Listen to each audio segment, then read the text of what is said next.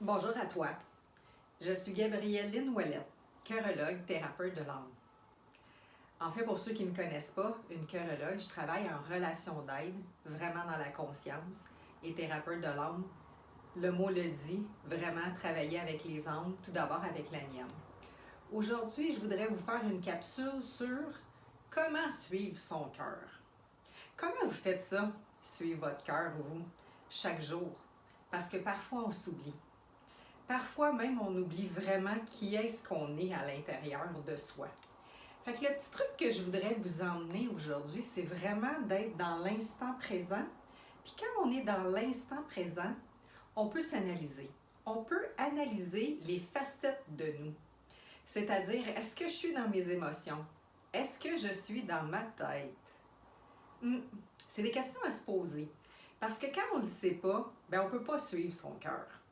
Fait que des fois, on se laisse emporter par, je vais dire, l'instant présent. Mais si on était vraiment dans l'instant présent, bien, tout d'abord, on respire.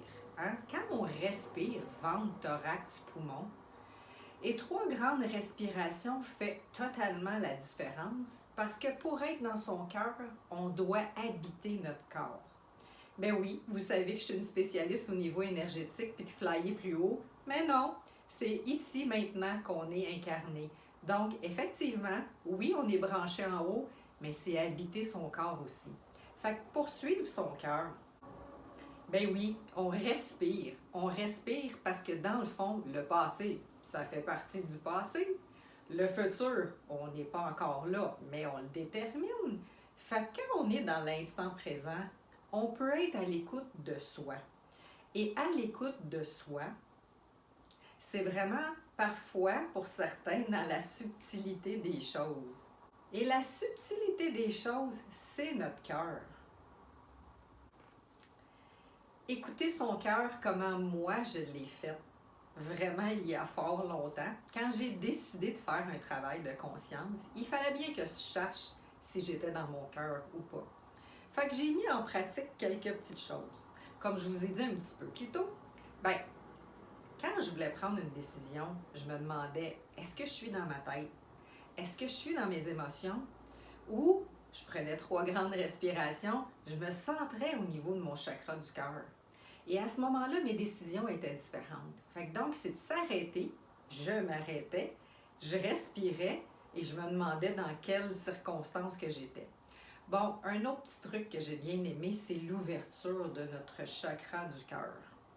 Fait que quand on ouvre notre chakra du cœur, bien, on est plus dans notre cœur. Il y a une petite méditation aussi que j'ai faite, respirer par la voix du cœur. Fait que simplement, c'est, on prend des respirations, puis on se centre ici au niveau de notre cœur. Ça nous permet d'avoir une attitude différente. Peut-être que vous ne le savez pas, mais j'ai 20 ans en administration. Fait qu'être dans sa tête, les hamsters qui marchent, bien, ils étaient très, très, très développés. En fait, les hamsters, ils peuvent aussi marcher encore. Mais un équilibre entre la tête et le cœur, c'est bien le fun. Parce que parfois, on a besoin, oui, de décrocher, mettons, de l'émotionnel, on va aller dans notre tête, mais l'équilibre dans notre cœur, c'est tout à fait autre chose. Parce que notre cœur, lui, nous emmène à surfer sur quelque chose de doux, de simple. Fait que quand c'est pas doux et simple, alors arrêtez-vous et demandez-vous dans quel chemin que vous devez aller ou dans quel chemin que vous avez envie d'aller.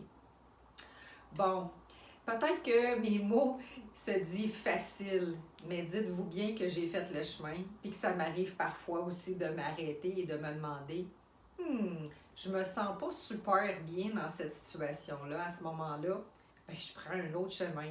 Je prends la voie de mon cœur. Et la voie de notre cœur nous guide tout le temps vers la meilleure solution. Mais il faut l'assumer.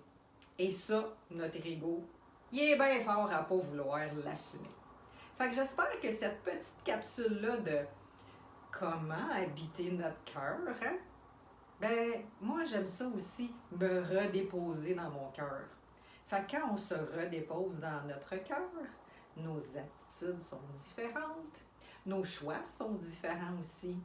Donc, je vous souhaite une belle harmonie de cœur, puis au plaisir de se revoir dans une autre capsule. Je vous embrasse.